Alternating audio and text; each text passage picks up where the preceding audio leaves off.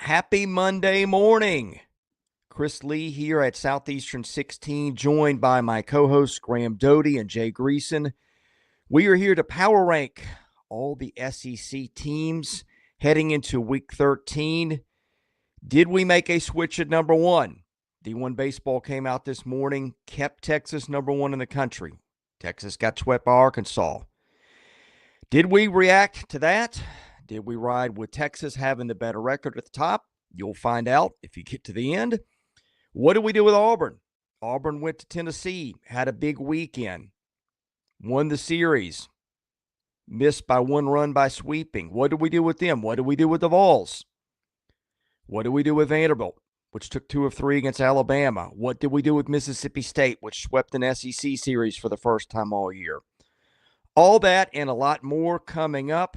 Gentlemen, fantastic weekend of baseball. The last 2 weekends are going to be incredible. Cannot wait for us to get to all this. Let's start at the bottom.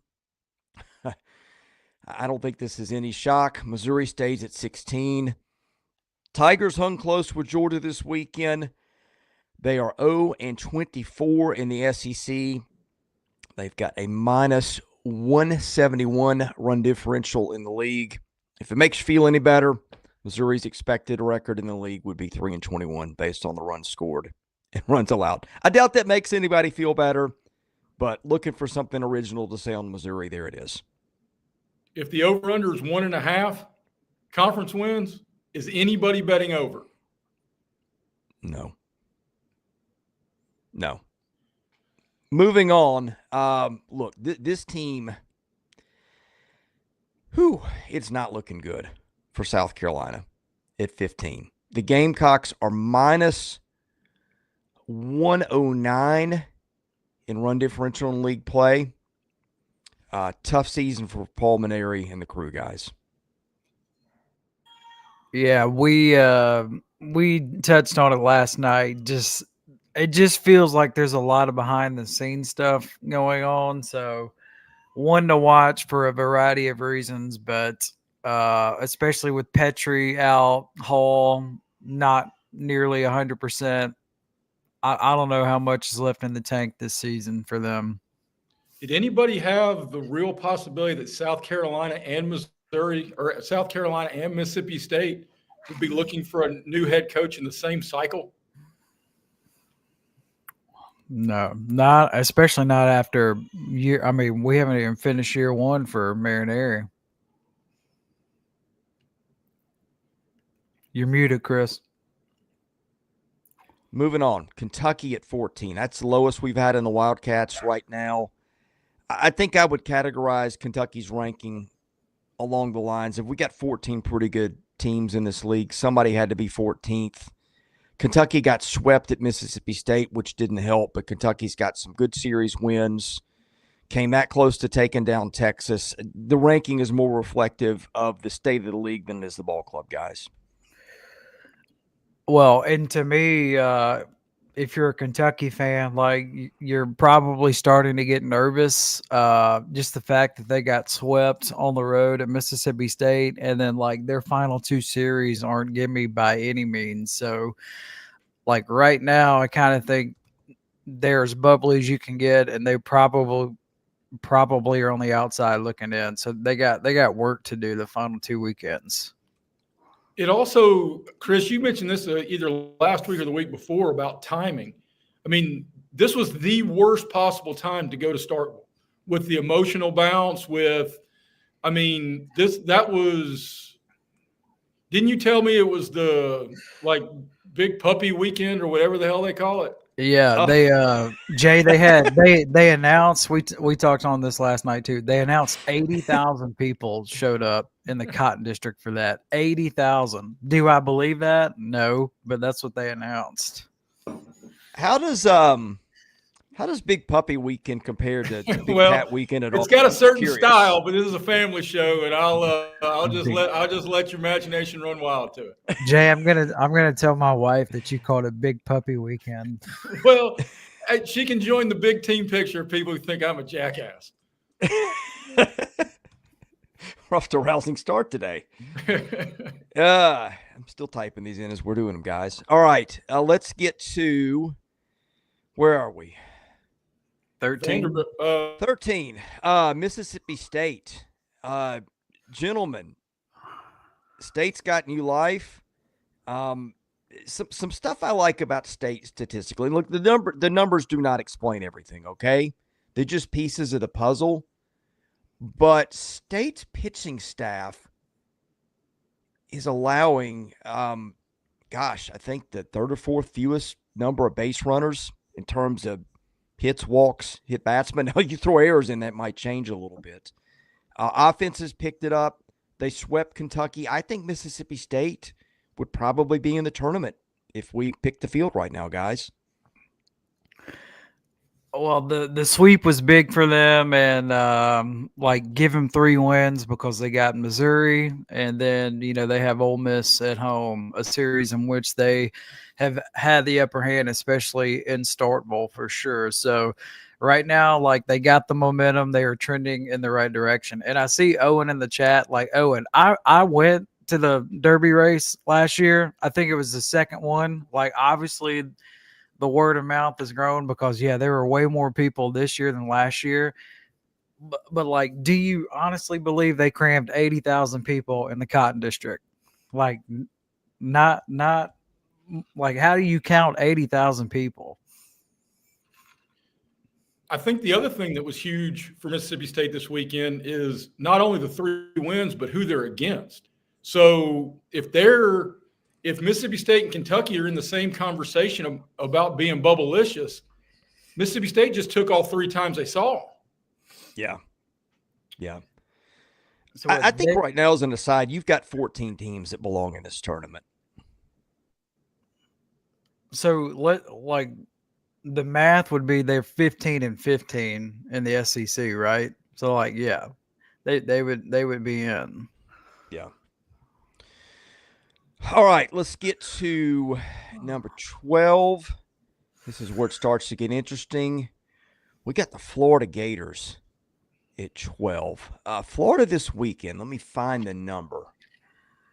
Not only swept South Carolina, but the composite score in that was 39-8, gentlemen.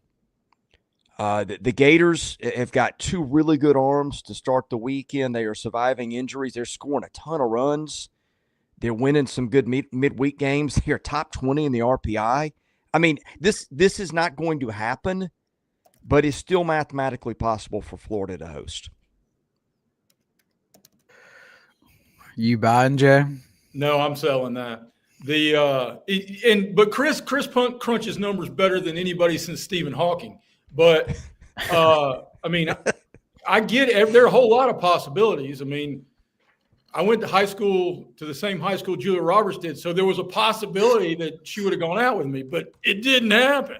So I also think as I got to believe O'Sullivan was biding his time early, knowing that some of these pitchers were going to come back, and they got the lefty back this weekend, which adds to an already good staff. Yeah. Here's the interesting stuff about Florida, and we'll get into this in bracketology, but this is how tough the SEC is. Florida's 11-13 in the SEC. It is 22-3 outside the SEC with the number 60 strength of schedule. Florida's non-conference RPI is number 2 nationally. Look, again, do I think Florida is going to get into hosting a regional? No, I don't. But I didn't think Kentucky was going to go to Tennessee and win the series. There's been a lot of stuff that's happened this weekend. They got to go to Texas, and then they host Alabama. I think Florida would probably have to get to 16-14. That means they have to go 5-1. That means they have to win both series. Again, I don't think it's going to happen. I just think it's very interesting that it's in the realm of possibility for them with 2 weekends left. And with that, we will move on to number 11, Alabama. Again, this is just sort of somebody's got to be here. Really like that team this weekend. Guys, if Braden Holcomb strikes out, well, let me back up. If Rustin Rigdon strikes out instead of getting the hit to tie the game and then Holcomb hits a home run, Alabama takes the series against Vandy Where's Alabama this weekend? After this week, they'd be higher. Yeah. They got to feel good. Like they had the big lead, they had their stud closer on the mound, and Vandy just went on that run. So yeah, they would be higher on the list, and they would feel really good about hosting. So, like they're safely in the tournament. I just think the conversation with Bama moving forward, depending on how they close, is are they going to be in Tuscaloosa or are they going to be on the road? Yeah. I think the biggest questions in that clubhouse have got to be Justin LeBron's what, 4 for his last 35, maybe? Yeah. Yeah. So I'm curious. I don't know what the baseball media is in Tuscaloosa, but how has that question not been asked? I don't think there's many people covering the team. I can't prove it. I'm not reporting. I'm convinced he's not playing well. Because I don't know how you go from hitting a home run every fifth at bat or whatever it was. And I get the schedule was a lot easier, but I saw him this weekend. He is not driving the ball like he was, and it's not even close. And you know what'll kill your power? A hand or a wrist injury. The other thing is he's gone from being excited to being at the plate to being anxious at the plate because his pitch selection this weekend was not good. And if the Vandy pitchers can, once they pick up on that, good luck betting on seeing a strike. So that's something to watch. He hasn't been on the injury report list, but whenever their season ends, if you hear the story come out he's got to have surgery, well, you'll know. There you go. Yeah, I mean, and that happens a lot in baseball. Happens at the major league. Guys, it happens at the major league level. I mean, you'll find out a guy's having a terrible year the whole year. There's many more eyes on that, and it's he hurt his wrist in April or whatever, or, his daughter was dying of cancer the whole year. Nobody knew it. There's always stuff like that comes out afterwards. I took a turn. I didn't even know Justin LeBron was a daddy. It's not the way I meant it. Okay. Point is, there's a lot of stuff that goes on. When I see a guy's performance take a big dip, I usually figure out if the guy's a great player, which Justin LeBron is. It's not that he suddenly sucks at baseball, and I'm just curious. And I thought the guys on the SEC Network did a really good job broadcasting that game, and I really like Chris Burke as a broadcaster. Yes, but he's awesome. As they noted in one of his at bats, and I think he ended up striking out. If we had voted at the middle of the year, not only was he SEC Player of the Year, he was probably a front runner for the Golden Spikes Award. Yeah. Mm-hmm. Yeah. And Chris, you touched on it. He made a couple errors as well defensively, plays that he, makes in his sleep. So I don't know. I hope he gets better if something's going on. And Wes says he jacked his wrist in the Oklahoma series. Gosh, that was early too, was it not? Oh, let me pull this up. Wes can probably remind us, but I think that was like a defensive play around the bag, wasn't it? Guys, that was the third series of the year in the SEC. That was back. We weren't even to April yet. Wes can tell us. Wes is really good with details and stuff, so he can let us know. Mm-hmm. Randy, I'll if we get to it while I'm still on here, I'll talk about it. I think you touched on it last night too. He's talking about A&M and Laviolette. Okay, yeah, we'll get there. We're not to A&M yet, but anyway, I still think Alabama's a really good ball club. Alabama can still host by the metrics. Again, it's just going to be a case of does the NCAA put a cap on what the SEC can get. Hosting or national seed wise, Alabama has got Georgia at home, which is much more favorable than Georgia and Athens, and a Florida team that's got some stuff to play for too. So West says diving for a ball in game one. So that would be the seventh game of conference play, which pretty much coincides with when he stopped hitting, or pretty close. Anyway, we will move on to. What are we on, 10 now? Texas A&M. Did we skip anybody? We've gone through this quickly. No, Bama was 11. Yeah, Bama was A&M, guys. This is arbitrary. but let me pull it up to make sure I got my stuff straight here. A&M has now taken series at Tennessee, at Arkansas, and home against LSU. I don't know that any team in the country has got 3 better series wins. A&M obviously did a lot of damage to its resume, the first month and a half of the season. Caden Sorrell was out. I think that was probably no coincidence. But, guys, this team is really coming together, and the pitching has been great lately too.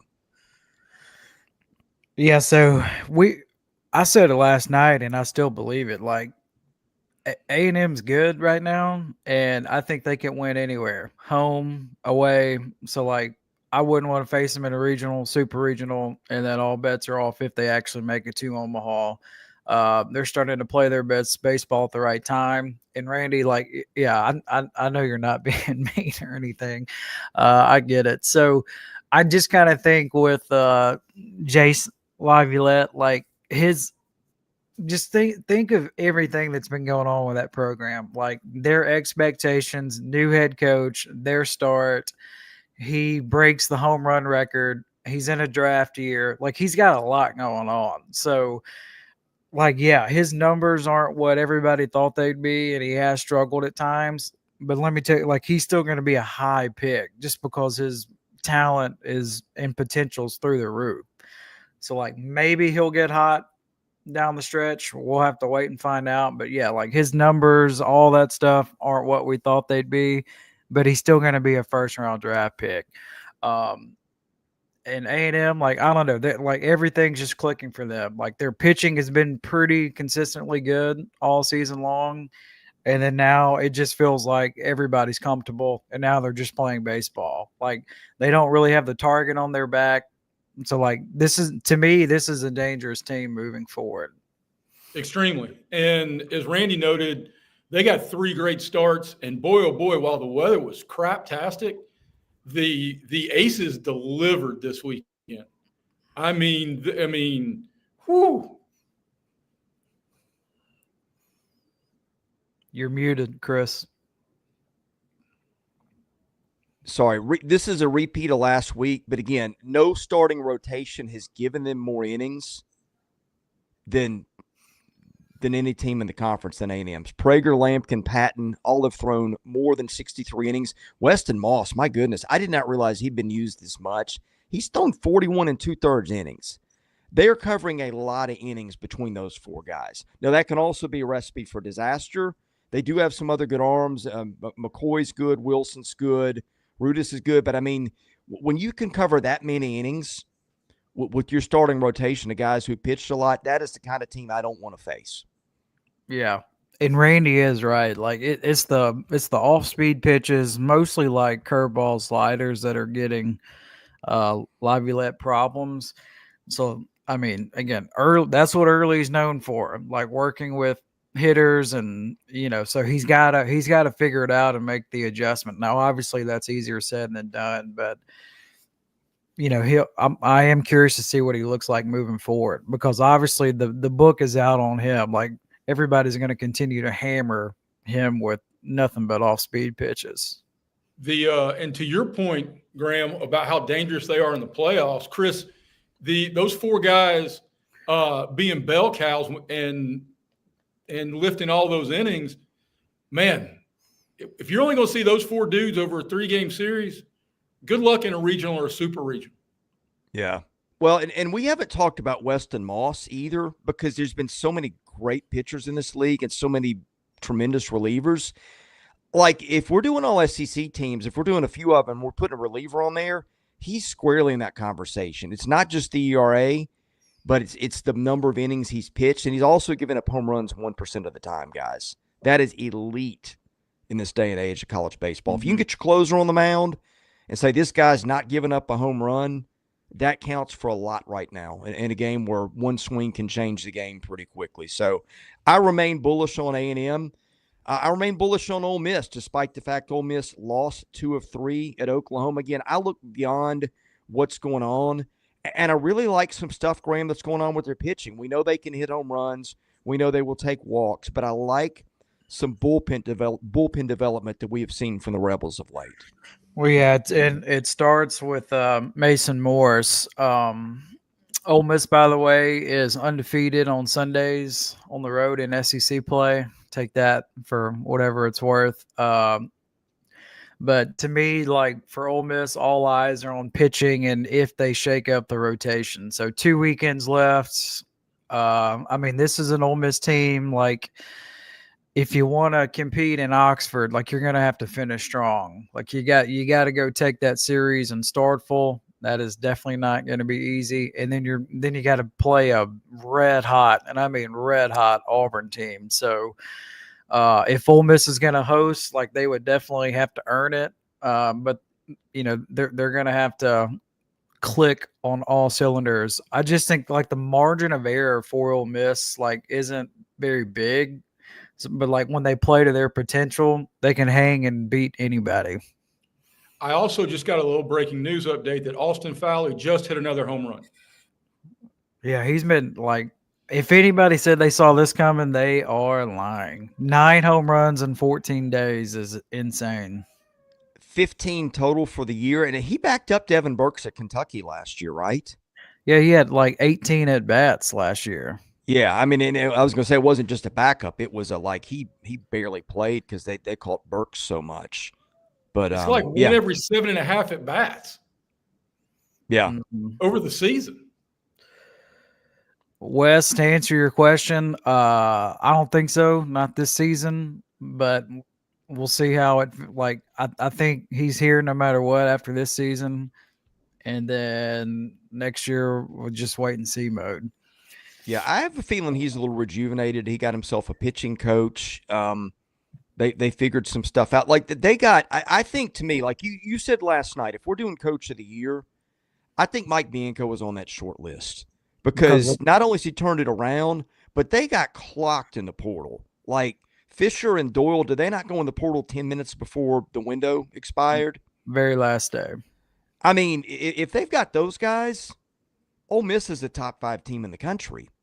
And remember, they lost J.T. Quinn, who's at Georgia, Grayson Saunier, who's at Texas, and Wes Mendez, who's at Florida State. So, yeah, they got hammered. I get my question with Ole Miss, like, after this season, whatever happens, like, Ole Miss loses a lot. Like, a lot. And so they're going to have to go to the portal and, like, high school guys, there's just going to be a lot of new faces on the team next year. And I'm just curious to see what it's going to look like. I'm curious, too, to your answer to this, Graham. Being in that state and connections to both programs, if the conversation about his job, how much would a monster hire in Starkville affect the perception around the program in Oxford? It would, but what's your definition of a monster hire? Like if they get somebody like O'Connor, then yeah. If they get Pollard at Duke, I don't know, or Coggins, assistant coach at Georgia, I mean, I don't know. But if they get somebody like O'Connor, Wes Johnson, coach at Oregon, what's his name, Waz? If they get somebody like that, or whatever, yeah. If they get somebody like that, like yeah. But I think I'd be lying if I said like, if they made a very strong hire, that wouldn't be in the back of the mind of a lot of Ole Miss fans.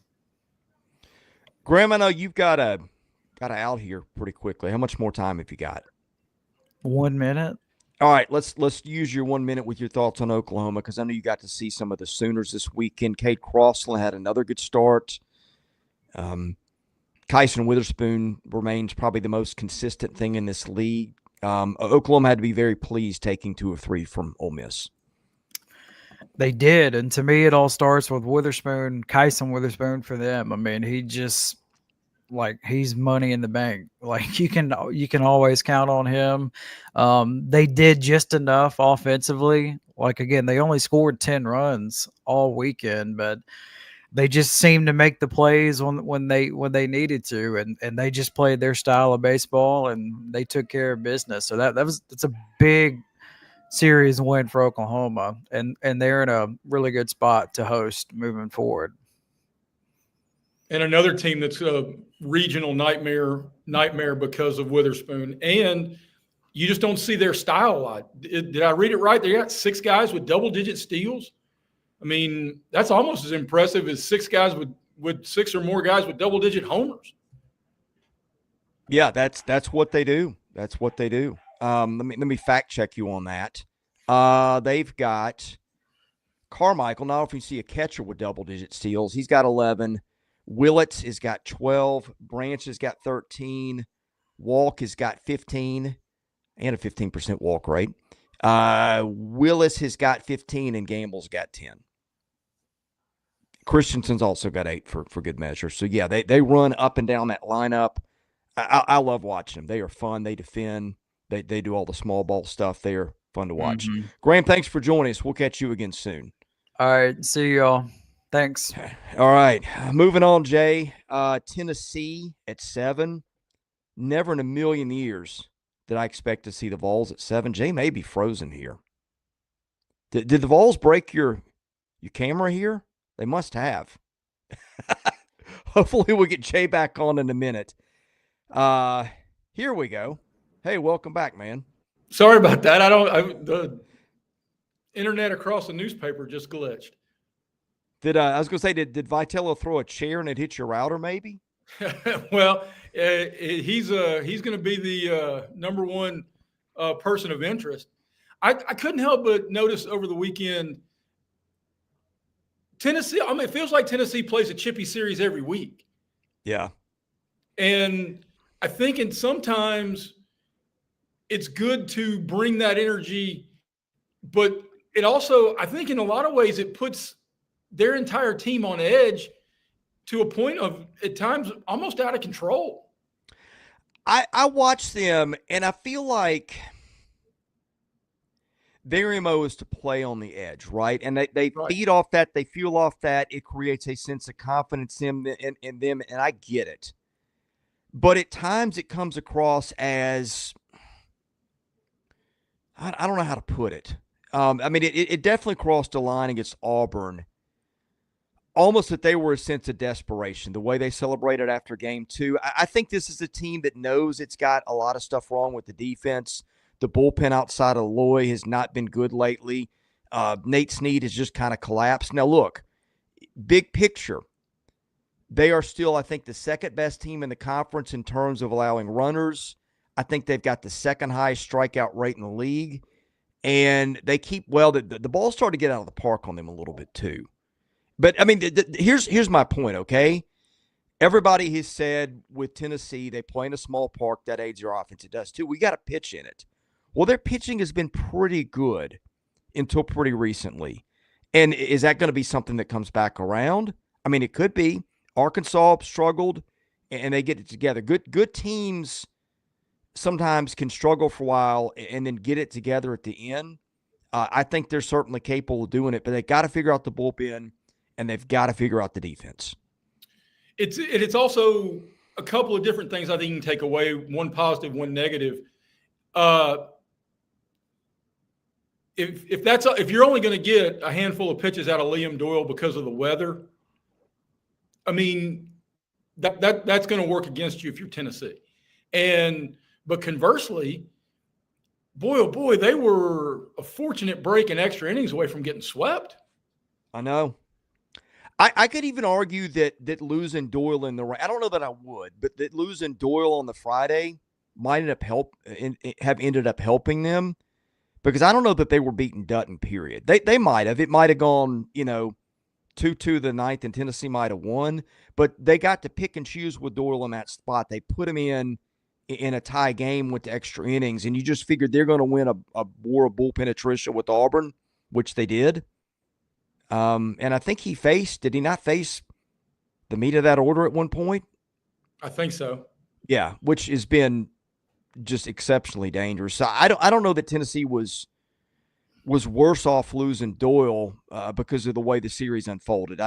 Maybe it didn't help. I don't know. I may just be spitballing here, but I think the way that their bullpen is pitching lately is a little concerning. And seeing Snead get hit like that is a little bit shocking. Like, he's always been a guy that you could put the ball in play against, But seeing it hit that hard is not something I'm used to.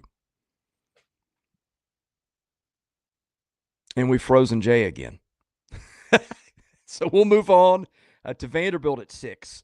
The Commodores, by the skin of their teeth, got a series win over Alabama this weekend.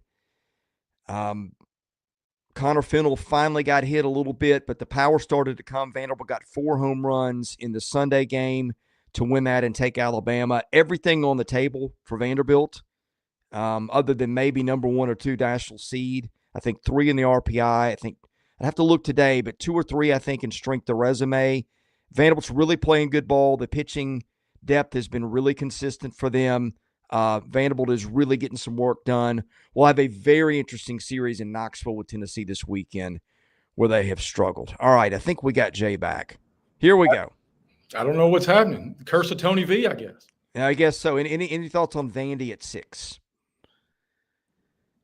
Man, oh man. Oh, I thought you froze again. I think you touched on it perfectly with goodness.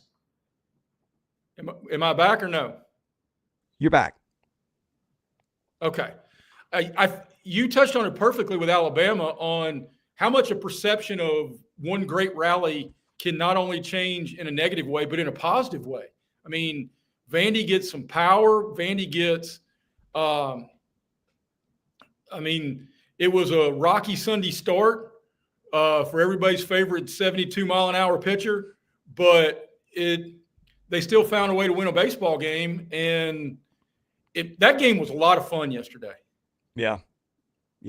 That might have been the game of year in the SEC. It was close.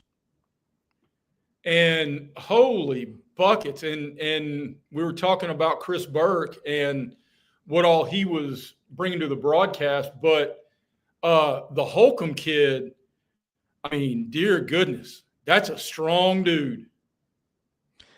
The knock on them has been power, but it's starting to come. Most of Holcomb's homers, and let me check the numbers on him. He's now got 7. I think about 6 of those have been in the last 3 weeks. Brody Johnson's hitting well for them again. He leads them with 9. Nelson is really hitting well. Their lineup is very hit and miss. Like, their quality of contact yesterday was poor, except for the home runs, which there were 4 of them, so that counted for something. But they are I still am not crazy about their offense, but it has been improving. And if they just if they have a league average offense, they're capable of going about as far as they can, as far as anybody. I'm not sure if they can get there. They got to have more consistency out of their 1s and 2s. Thompson's been great at home, not as good on the road. I'll tell you, we've had a couple of conversations about all conference teams and league superlatives and those kind of things. Brody Johnston's turned in a tremendous freshman season. Yeah. Big power. And you saw him play in high school in Chattanooga, so you know that one well. Well, and I'll tell you, in a game with untold numbers of highlights, that game 3 comeback win over Alabama where they rocked Alabama's closer. A sneaky huge play was the line drive double play that Brody ended an inning with 2 runners on, throwing back behind the guy at second. And, I mean, Alabama was threatening to run away with the game at that point. Yeah, well, and that's another thing about Vanderbilt. Vanderbilt's got 2 really good shortstops on the left side of the infield. One's Vastine, who might be the best defender in the league on the infield, and the other one's Johnston, who would be playing short if it weren't for him. So, yeah, keep an eye on Vandy. They're playing really well down the stretch, and I think this is a team that's got a lot of pieces. Okay, we will go to number 5, Georgia. I don't know what to make of Georgia this weekend. I think, look, you got the sweep. The big thing was don't take on a bad RPI loss to Missouri, and they didn't. But, man, the scores were 9-2, 5-2, and 4-2 against a Missouri team that's given up over a run per inning on average. Georgia's home and away splits. Okay, so we just told you what they scored this weekend. At Vandy, they scored 1, 7, and 2. At Texas, they scored 1, 4, and 3. Now, look, Vandy and Texas are probably 2 top 5 pitching staffs in America. So there's that. And they did go to Florida and put 8, 17, and 15 on the Gators. Second week in a league play. So there was that too. But man, their production home and road is very, very different. And that concerns me about them a bit. Well, and I think that's concerning everybody within the Georgia program. It'd probably concern Larry Munson if he was still breathing. But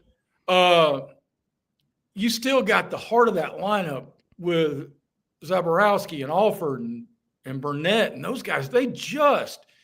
They're a crooked number waiting to happen. Are the concerns real? Absolutely. And I will say this, though. In Missouri, I think there's a growing amount of pressure on Missouri, maybe as much as any team in this league, because of what you said about a terrible RPI smear. I mean, and especially when you got to go there, you better bring your own juice now, because that's the only place in the country where it looks like what these kids saw in high school attendance, or the only place in the conference anyway. I'm glad you said that. That brings up a really good point about Georgia. Sometimes it's not just the number by your RPI, but it's like what happened. Like they played 3 games at Missouri, which is 155 in the RPI. Now you get a little bit of a boost because it's a road series, but I wondered, you can sometimes sweep a series somewhere against a bad opponent and lose in the RPI. Georgia remained number 1, just as it did after it got swept at Vanderbilt, which tells me they've locked in a lot there, which is kind of weird because Georgia's got 11 wins in quad 3 and 12 in quad 4. So I think no bad losses there is helping, among other things. But Georgia remaining 1 in the RPI after playing 3 games and winning in Missouri, that tells you that team may be headed towards a national seed, because that RPI does not look like it's going to budge unless they take a slew of losses. Who do they have down the stretch, Chris? Who are their last 2? They've got Alabama. That is on the road, and they've got A&M at home, which, boy, that'll be a fun one. That will be fun. And setting the over-under right now at about 11.5. Yeah, and I will tell you this. I don't know that Georgia's got the pitching of the teams that in this league that are elite, but Curley's been really good. Was again this weekend. Leighton Finley can give them things. He has been doing that lately. And I feel like Colton Smith's pitched a little bit better. Now, the bullpen I don't really trust.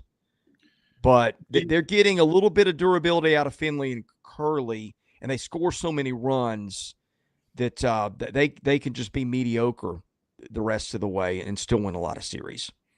Well, and as we've alluded to in multiple shows, every team, of course, wants to host as many as they can, but no team is more desperate for not only a top 16 but a top 8 than as Georgia is playing at home.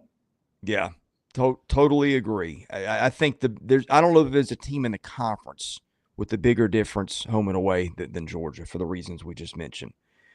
All right, we've got LSU at 4 this week. The Tigers lost 2 out of 3 in College Station. No shame in that. 3 close games. Anthony Einson throws a complete game in the middle of that. I think, Zach Cowan was finally a little bit mortal. They did keep Case and Evans at the 3, which is kind of interesting. My opinion on LSU has not changed a whole lot, even with losing a series in College Station. No, I completely agree with you. And man, oh man, Einson was filthy. Yeah. That is still a team that can win a national title, Jay. Without question. Completely and totally agree. They've got as good a leadoff hitter as there is in the sport, and you're going to run out 3 arms in a regional or super regional like they can. Man, the stat I saw that blew my hair back, Einson hit 96 on the gun with his 95 pitch of the game. Goodness. I mean, that's a major league arm. That's major league gas is what that is. Yeah. Just for fun's sake, top 5 teams. top 6 teams in the conference in run difference. I'm gonna go backwards because we got a couple teams to go. I think Vanderbilt is at 6 with plus 18, but Vanderbilt also has not played Missouri or South Carolina. Oklahoma, let's see. Next up will be Oklahoma at plus 29. Oklahoma has played both Missouri and South Carolina, so a little help there for the Sooners. And then I think third is LSU. Yeah, at plus 34. LSU has played Missouri, not played South Carolina. But that's something I look at. You could sort of argue LSU could go higher. Now you take out Missouri, they're plus 21. But the issue is this next team, which swept them head-to-head. Auburn's played the toughest schedule in the country, winning at Knoxville and won this weekend. The Tigers are looking really, really good. And I think this is the team that can get to Omaha and win a game or two. I agree with you. And man, oh man, do they have a couple of just bell cows. And I mean, Sam Dutton, if he wasn't already, dives into the conversation of pitcher of the year with just another tremendous road performance. And I don't know, the couple things I've seen have Ike Irish zooming up draft boards. Yeah. As well he should. And, I mean, when you talked about the middle of their order, it is a great mix of both contact and power. You know what I'm saying? It's not like, I mean, it's not as strong or as powerful as Georgia's lineup, but but it's also not as home run dependent. Yeah. If I had to pick 3 finalists for pitcher of the year, and this is off the top of my head, and I know Cade Anderson would probably be on the short list. I don't know that his numbers. Let me double check before I speak out of turn. Yeah, Anderson's got a 3.57 ERA, which is a little bit below this class we're about to get to. Here would be your candidates so far, my top 3. Sam Dutton, 68 1/3 innings pitched, 2.37 ERA, 1.11 base runners per inning. I throw hit by pitches in there. I don't know why we don't do that. 30% strikeout rate, 6% free pass rate, and this is a big thing I look at. He's barely given up any unearned runs. Sometimes you can have an error and you fall apart. His runs average per 9, 2.63. So those are elite numbers. And then I'm going to go through Liam Doyle and Kyson Witherspoon just for comparison. Kyson Witherspoon has gone 72 innings, 2.13 ERA, 1.01 runners per inning, 35% strikeout rate, 9% free pass rate, 2.63 runs per 9 innings. Liam Doyle's numbers for Tennessee, 67 2/3, 2.39 ERA, 0.95 runners per inning, 44% strikeout rate, 11% free pass rate, and 2.53 runs per 9. Home run rates on those guys, by the way, Doyle, 2.3%, Kyson Witherspoon at 3.1%, and Dutton is at 1.8%. So Dutton does a better job than any of those guys at keeping the ball in the park. And Quinn, I completely agree. Auburn has got a whole lot of likable pieces. I'm not going to say no, not the way Butch Thompson's turned that bunch around. You got a bona fide top 10 bat in the middle of your order in Ike Irish, and Chris just laid out a very strong case why Sam Dutton is an all-conference arm who could be the SEC pitcher of the year. Yeah. I mean, that's going to be it's too close to call at this point. I might take Kyson Witherspoon, but man, I'm not sure. I mean, let's see. We got Doyle's going to have Vanderbilt and Arkansas, home and road respectively. Dutton is going to get South Carolina and Ole Miss. Carolina's at home, Ole Miss on the road.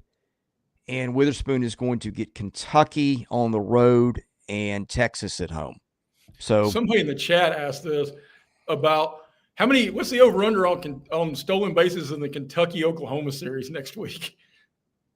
Yeah, that's going to be a lot. Although both teams can defend, so they can maybe stop a little bit of what the other one does. That'll be, I think, stylistically one of the more fascinating series to watch. And Taz gives us run differentials in league play. That's kind of what I was going to get to. And I've got a column with, what you did, not including Missouri, and what you did, not including South Carolina, if people care.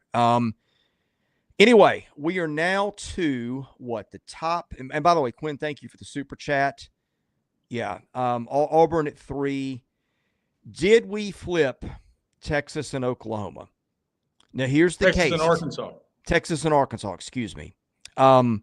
Here's the case. Texas is still the higher RPI team, I believe. Let me double check that. Yeah, Texas number 2 in the RPI, Arkansas number 5.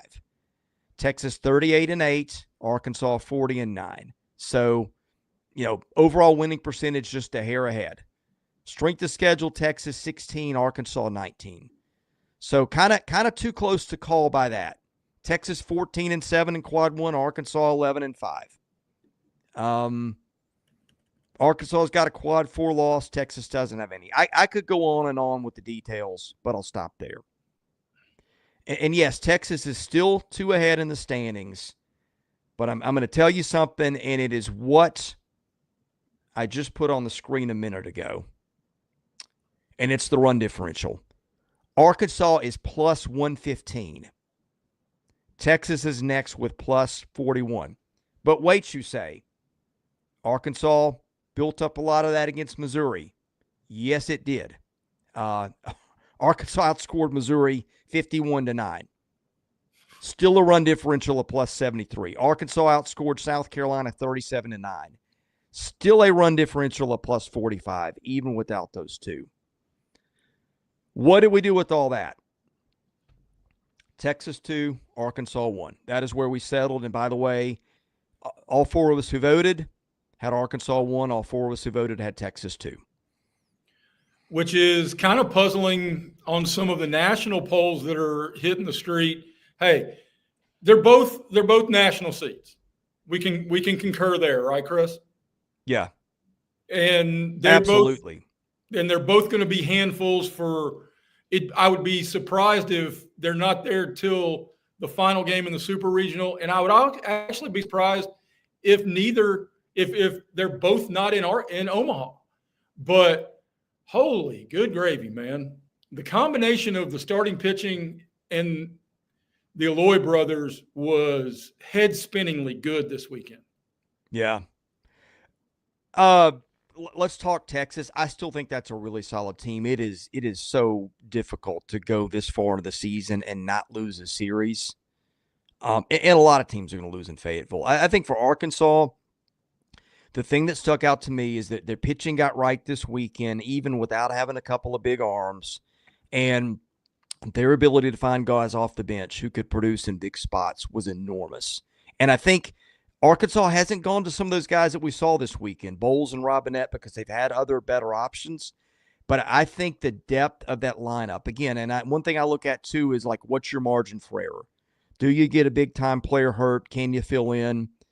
I think Arkansas made a big statement about how good a team it is just with some of these supporting pieces, because now you could say, okay, and Texas has been in this spot too, right? Because Texas lost Spencer and Ballou, and they filled in really nice with other guys, which says the same thing about Texas. But Arkansas showed this weekend it can take its game to another level. First, to circle back to a question somebody had in the chat, and I forget, maybe it was when we were talking about Ole Miss and bouncing around names for possible coach of the year. Somebody said it has to be Slosh, and I agree with that. I mean, you lose your Friday night starter, you lose arguably your best hitter, and there's whispers that Ballou could be coming back for the postseason, but and you're poised to be potentially the number 1 overall seed in the draw. That's a tremendous job of holding that locker room together, and you do it in year 1. I mean, that and this is coming from a guy who is awed by the turnaround Butch Thompson has engineered on the Plains, but I think Slosh is a dunk. Yeah. I think Texas could probably lose out and still get a national seed. I mean, you don't want to try around and see. Right. Final two series, Florida and Oklahoma. I think they'll get at least one or two there. But point is, Texas probably only has to win another game or two before they get it. Look, you lose a bunch and you're not the one overall seed. But national seed is just about clinched. Arkansas is close to. No, the issue with Arkansas, final two series at LSU, Tennessee at home. Both of those are teams that are playing for national seeding too. It's not going to get any easier, and I will be monitoring the health of that roster a bit, especially that bullpen, because you may need some more arms against those two offenses. And we were having the pitcher of the year conversation. It's probably too much ground to make up, but Zach Root was filthy this weekend. Yeah. And he went on the network and was talking about part slider, part cutter that he calls his slutter. I mean, it was nasty. Yeah. He's been kind of hot and cold lately, but I believe in the talent. He pitched really well at East Carolina. So, yeah, that's where we settled this week. Arkansas 1, Texas 2. Going to be a fascinating finish, especially for Arkansas with those two series. We got great baseball ahead. Quinn said we missed one of his super chats. Not sure which one. Could win it all. Things would have to go our way, but we could win it all. I think for Auburn, the ballpark might play in their favor a little bit too if you get to Omaha, because you trust Dutton in game one. Chatterton's pitched really well. You got some old guys who can keep the ball on the ground, and even if it gets in the air, unless the wind's blowing out, it's harder to get out there. I don't feel like Auburn's got the ceiling, if everything goes right, maybe of Arkansas, LSU, Tennessee, Texas, but Auburn's been oh so consistent. So I could see Butch Thompson has done a tremendous job of getting his teams in postseason to Omaha, his really good ones. So I think if they get there, the ballpark's certainly not going to hurt them. Anyway, sorry, Quinn, didn't mean to miss your super chat. It's just a lot going on. I found it. Okay. It was he said, War Eagle J, go rub it, and all your Tennessee buddies was nice humbling them. I think Auburn enjoyed that series this weekend. Well, I mean, and it's one of the great things that's really happened around the conference is not only are all these games ranked on ranked, it feels like every weekend, the environments now have just skyrocketed to a place that, like that Arkansas-Texas series was just, it was great sports, man. It was fun watching. Yeah. And look, I know that Auburn beat LSU in Tennessee, and we've got them ahead of those teams in the power rankings. My point was, I think that if LSU and Tennessee are playing to their potential, that the ceiling's higher. That does, and ceiling's not everything. Floor's a big thing, and Auburn's floor is really high. And so is consistency and maturity, which Auburn has absolutely got. And that's why Auburn won the series. And there's going to be, especially this late in the year, I mean, there's probably some Georgia fans saying, hey, we swept Auburn. And you did. I mean, but it's also one of my favorite things you said in our conversations so far this year is just about everybody's going to have a bad 2 weeks. You just don't want those 2 weeks happening overlapping Memorial Day. They got swept at Texas, swept at Georgia. And they haven't let it wreck their season. In fact, I would say those were the last two road series. You build a little bit of that toughness. You get challenged. You see what it looks like to beat an elite team in their park. You know where you're lacking. Hey, I wonder if those series losses at Georgia and Texas ended up helping Auburn this weekend. And in truth, it's one of his two losses. That 4-1 loss to Georgia, where I think he only gave up 2 earned in Foley Field, may have been Dutton's best start. Yeah. Yeah. Because at that time, Georgia was a slow pitch softball team. Yeah. Well, still is probably, but.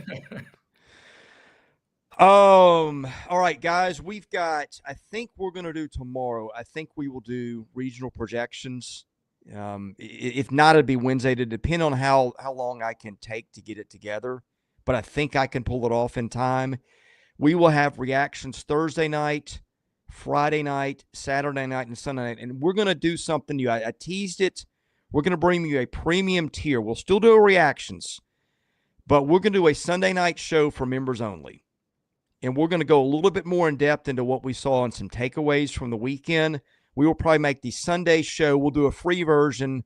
We'll probably go 20 to 30 minutes on that. And then we'll have a members only. Membership only costs you $3 a month. We would love to make everything free, but we got bills to pay here. And we're hoping that we can provide you value in that content. It's $3 a month. So buy one for a friend, buy one for yourself, and help us out. Mom. Buy one for your mother's. Hey, what more does mom want than SEC baseball talk on What's Mother's more Day? American than come baseball on. and mom? Nothing. And us breaking down baseball on So Sunday you got to night. be for the good old US of A. Have some American pride this week. Yeah. So anyway, we're going to be launching that. We may do some other membership stuff too. Quinn says, got to come down. We're hosting regionals in 2 weeks. Quinn, I'd love that. I've never been to that ballpark. I've heard great things. And yeah, we probably will. My in-laws live in Opelika. I want to sit up on the Tiger Wall? Is that what they call it?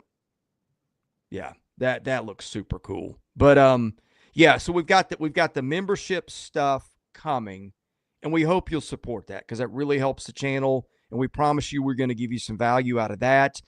Do some other things for us, please. Okay, we've talked about our podcast platforms. Anywhere that you can find us audio only, if you wouldn't mind going and giving us a rating, particularly at Apple, we're 88 ratings today. I'd like to get us over 100 before the week. When you get 100 ratings, feels like you're getting a little bit bigger audience. Help us boost those. Ratings and comments help us do that. Also, the same thing on YouTube. Leaving comments, leaving thumbs up. That helps our analytics. That helps us get noticed. If you like the content, help us get found by other people, because watches, views, listens, all those things are what put money in our pocket. And for us to take our stuff to the next level, that's what we need. So we'd appreciate y'all's help with that. But just appreciate you guys in general. We've got a wonderful audience. It's good to see a lot of the same people, and it's good to see some new faces. So welcome to the channel if you're new to checking us out. For Jay Greason, for Graham Doty, I'm Chris Lee. You've been watching SEC baseball content at Southeastern 16. God bless you. Thanks for watching. Again, NCAA regional projections coming today or tomorrow in the morning. Tune in then. We'll see you then. Have a safe and happy rest of your week.